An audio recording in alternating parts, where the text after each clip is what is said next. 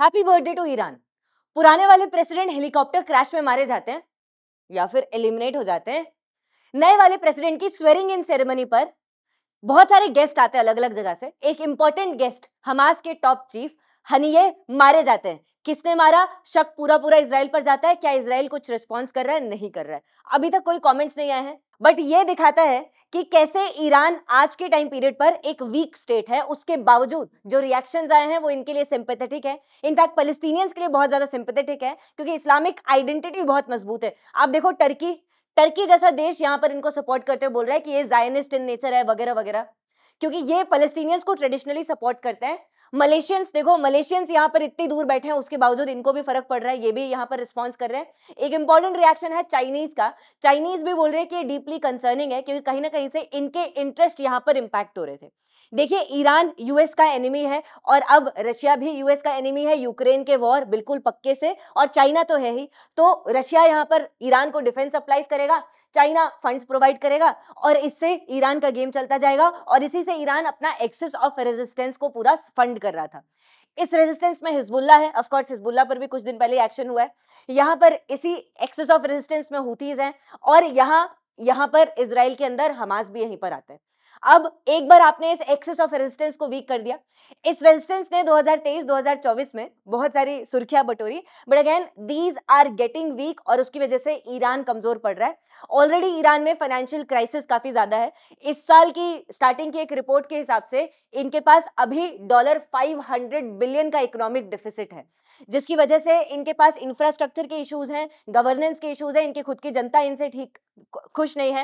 And that's why आज के time period पर ईरान के अंदर किसी को अटैक करके उसकी टारगेटेड किलिंग करवाना बहुत ज्यादा इजी है for Mossad as well as CIA. देखिए, अनअकैडमी आपके लिए ऑफलाइन बैचेस लेकर आया है, जो आपको पूरा बेसिक से लेकर एडवांस तक यूपीएससी की तैयारी करवाएंगे।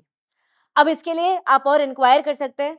इनफैक्ट करोल बाग में आपके लिए इंग्लिश मीडियम की क्लासेस चलेंगी, और बहुत ही एक सिस्टमैटिक वे में तैयारी कराई जाएगी स्टार्ट से लेकर एंड तक। ऐसे ही मुखर्जी नगर में हिंदी मीडियम की बैचेस चलेंगी, जिस पर हेवी डिस्काउंट भी है और बहुत जल्दी स्टार्ट भी हो रहा है, और इसके लिए भी आप मुखर्जी नगर के सेंटर्स में भी जा सकते हो। साथ साथ दोनों टाइप की बैचेस के लिए वीडियो के डिस्क्रिप्शन में लिंक्स प्रोवाइडेड हैं इंक्वायरी के लिए। और अगर दिल्ली नहीं आ सकते, प्रयागराज से पढ़ सकते हो, तो प्रयागराज में भी हिंदी और इंग्लिश मीडियम की दोनों की बैचेस हैं।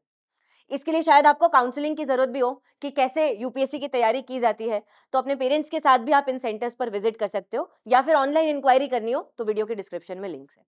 ऐसे ही अनअकैडमी ऐप है, अगर कुछ अच्छा कंटेंट चाहिए, कुछ सॉलिड चीजें चाहिए, तो ऐप को भी डाउनलोड कर सकते हो, अगेन जिसका जो लिंक है डिस्क्रिप्शन में प्रोवाइडेड है।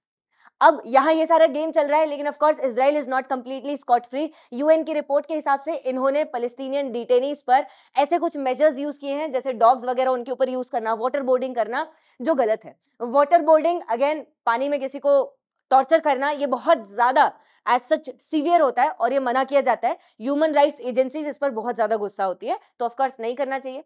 बट यहाँ जानना ये जरूरी है कि क्रोनोलॉजी क्या होती है। एक एक क्रोनोलॉजी से समझते हैं कि हमास का गेम आखिर कैसे खत्म हो रहा है, कब ये बना, कैसे बना, क्या हुआ सारा।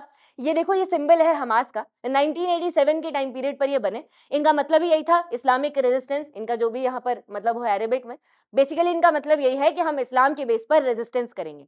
क्यों ये आए? देखिए, 60s 70s 50s बार बार फलस्तीन अपने डिमांड रख रहे थे, बट ऑफ कोर्स इजराइल ज्यादा से ज्यादा ऑक्यूपेशन किए जा रहा था। अब इसकी वजह से ये जो जनरेशन थी, ये धीरे धीरे कम्युनिज्म से पलटकर इस्लाम को बहुत ज्यादा यूज करने लग गई, और यहाँ पर पॉवर्टी थी, अनएम्प्लॉयमेंट थी, इनको रेडिकलाइज करना इजी था, तो जो इनके रेडिकलाइज्ड फैक्शंस थे वो बढ़ते गए, और ऐसे करते करते ये पूरी अपनी आइडेंटिटी को ही चेंज कर देते हैं।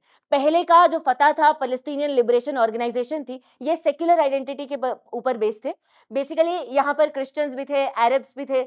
पैलेस्टीनियन का मतलब ये नहीं है कि वो इस्लाम फॉलो करता हो, पहले यहाँ पर क्रिश्चियंस भी थे, लेकिन इन सारी आइडेंटिटी को साइडलाइन करते हुए अब ये मूवमेंट और मजबूत किया गया, और पूरा इस्लामिक आइडेंटिटी के बेस पर रखा गया, और पीएलओ को बोल दिया गया कि ये बहुत करप्ट है। दैट्स व्हाई इसका इजराइल में रोल सिर्फ और सिर्फ वेस्ट बैंक पर रहेगा, और बाकी पूरे गजा पर यहाँ पर हमास जो है वो कंट्रोल स्थापित कर लेगा अपना। 1990s के ओस्लो एकॉर्ड्स होते हैं, उस टाइम पीरियड के बाद भी पीएलओ एक्शन नहीं ले पाता, एंड दैट्स व्हाई यहाँ पर पीएलओ को ये सब कहा जा रहा है। और फिर अर्ली 2000 से अगेन सेकेंड इंतिफादा आने लगता है।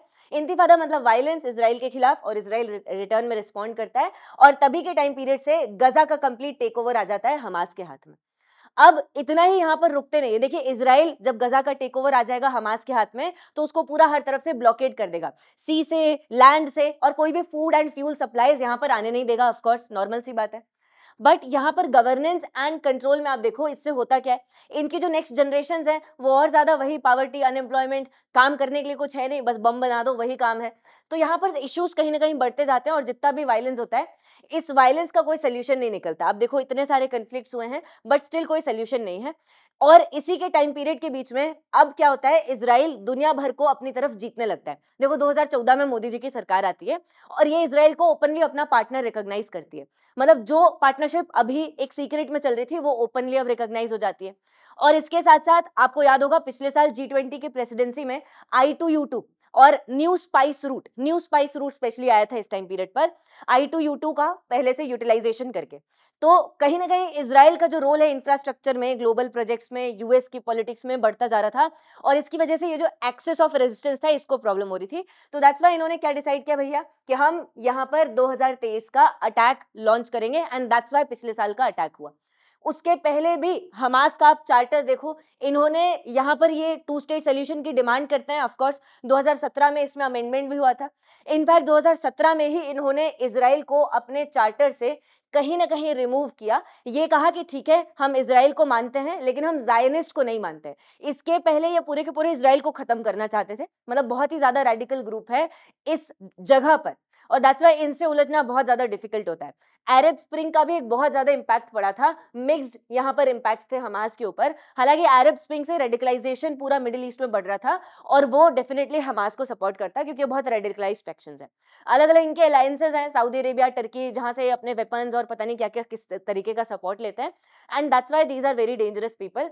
और इसीलिए जब अक्टूबर 7 2023 को पिछले साल अटैक हुआ, इजराइल ने रिस्पॉन्स किया, तो ये इशू सिर्फ और सिर्फ इजराइल फलस्तीन का नहीं रहा, ईरान पर भी इसका इंपैक्ट पड़ा क्योंकि फिर इजराइल ने रियलाइज किया कि ईरान जो इनको सपोर्ट करा है उसके इंफ्रास्ट्रक्चर को इंपैक्ट करते हैं और उससे ईरान के ऊपर अटैक्स आने लग गए। ईरान ने रिटर्न में इजराइल पर अटैक्स किए और यहाँ पर यूएस का रोल भी बहुत प्रोमिनेंट है।